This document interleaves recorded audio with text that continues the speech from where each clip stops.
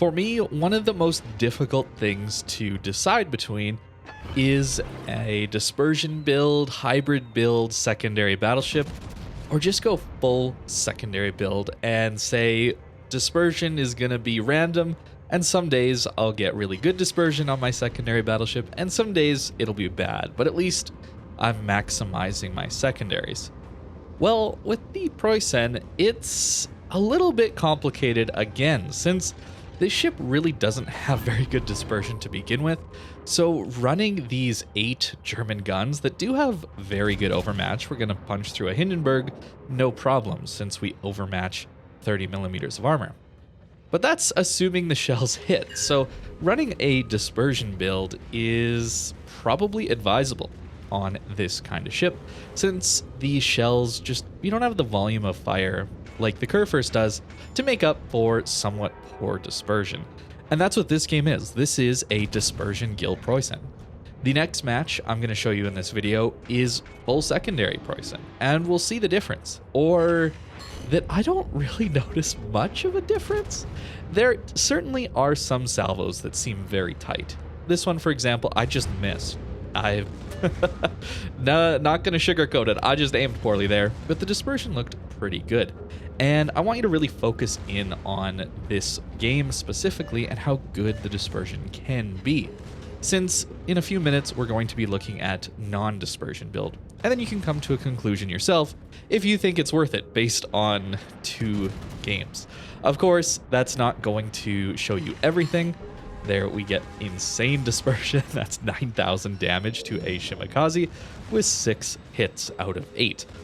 Obviously, random chance isn't going to be very useful to look at only 2 games, so you should really be playing it more yourself. But I do want to show you these 2 matches because I think it shows a bit of the struggle I have, where I run a dispersion build and it still feels like I get trolled every once in a while, or more than once in a while. We get only 4 overpens there on the broadside Venezia.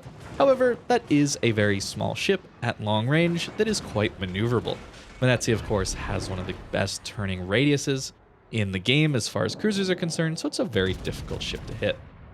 I think here I actually underlead it, but we get really good dispersion. So I do think overall, especially in random battles, dispersion build is the way to go. I've had some pretty monstrous salvos.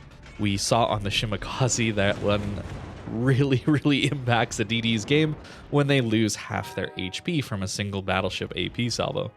This Preussen, of course, well, a broadside battleship at 9 kilometers should be taking a lot of damage.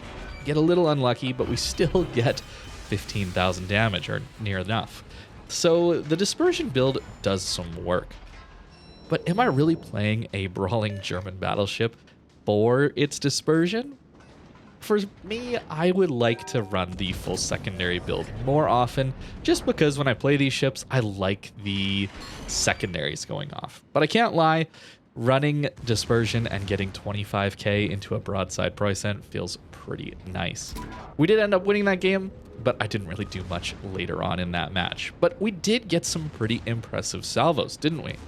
Now this one is a really good match again, but this time with the full secondary build. We have the 12.5 kilometers range on these secondaries, and our front guns do some pretty good work against a broadside Yoshino. It's very close, I know, but sometimes those close range shots don't tend to go in my favor, and I'm sure you've experienced that before as well if you've played these 8-gun German battleships. At long range, we hit 2, but still 2 full pens is a reasonable enough damage. In Dirigible Derby, I think running the secondary build, sacrificing concealment even to take a little bit more tankiness. I have fire prevention and extra healing here, giving up some of my concealment. I think it works well in a game mode where people are encouraged to push in so heavily. Random battles, not so much, but at least we do have one game mode where these kind of builds are probably advisable. I'm giving far too much broadside here, so we take a massive 18k salvo from the Kurfürst with only his back guns. Don't underestimate a GK. We shouldn't be giving too much broadside, especially since the Preussen gets improved turret angles, especially the rear turrets looking forward.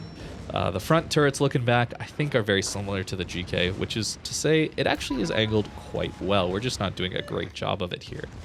And having this secondary build allows us to reach out to this curve first. We would only have 11 kilometers of range if we were running more of that hybrid build.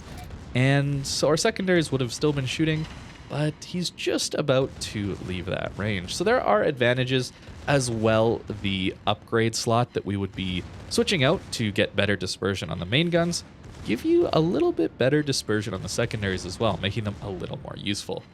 The dispersion's decent, and the only issue is the Schlieffen is out, and it makes all other secondary ships look pretty rough and not very useful in comparison. So even with this full secondary build, you're going to get some massive damage. That was a near 20k salvo into that broadside GK. Or sorry, that's a Preußen.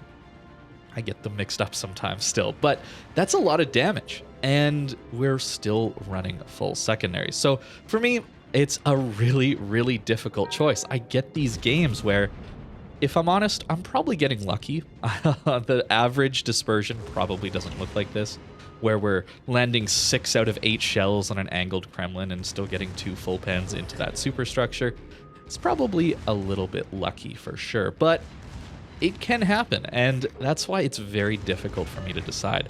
And that's why I'm really not sure what to recommend on the Preußen. If you're someone who gets really frustrated with bad dispersion on battleships, definitely run dispersion upgrades as much as you can. But if you want that brawling, secondary, guns blazing type of feel, I think the secondaries are a worthy playstyle as well. They are quite good.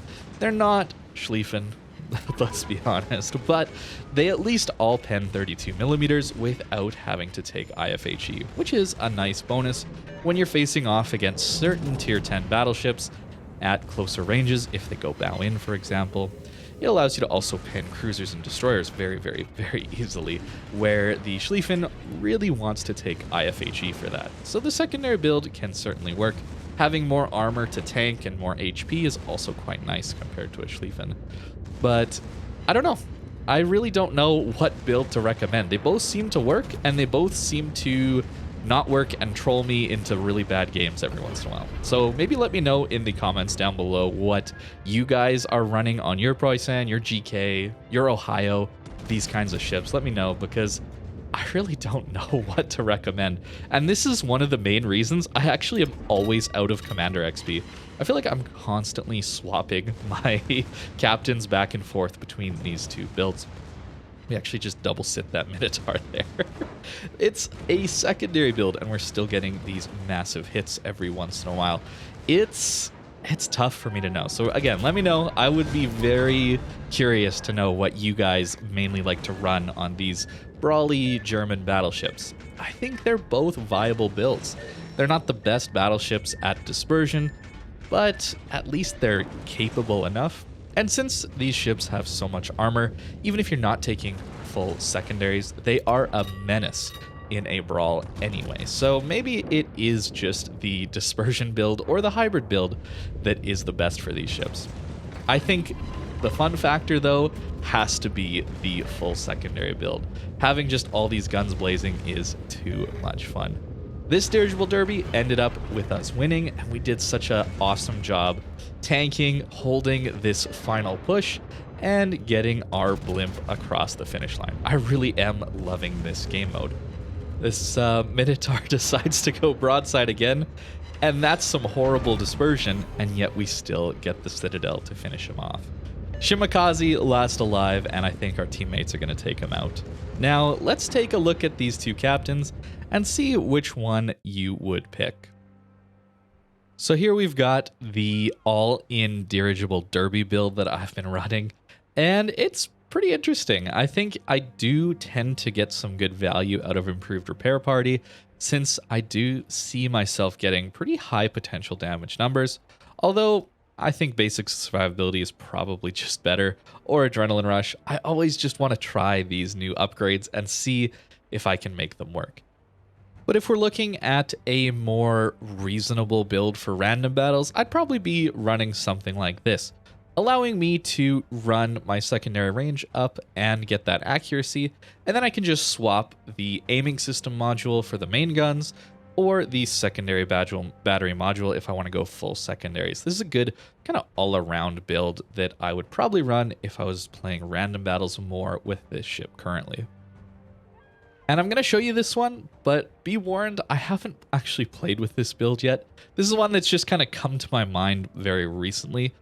What if I ran full tankiness, trying to get fire prevention, trying to get basics of survivability, trying to get as much tankiness as possible, trying to get through all 5 of our heals, and not running concealment, meaning we're playing at longer ranges. We're going to run a dispersion main gun build in the upgrades, and then I would still have around 9.2 kilometers of range secondaries, and if somebody's within that range, then the manual secondaries would start going off.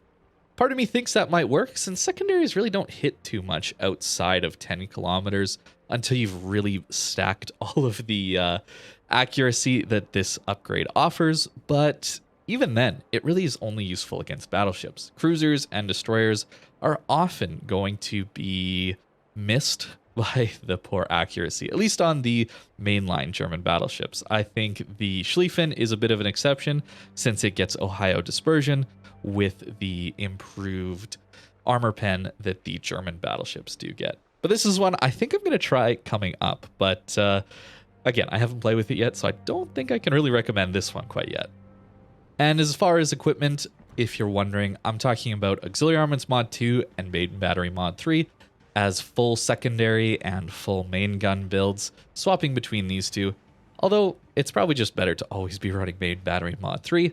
But if you're wanting to do more of the hybrid swapping, I think switching Aiming Systems Mod 1 and Secondary Battery Mod 1 back and forth, it's much cheaper, for one, and has a much larger impact on secondaries and main guns, where here, I don't think the Auxiliary Armaments Mod 2 justifies its use over something like Main Battery Mod 3.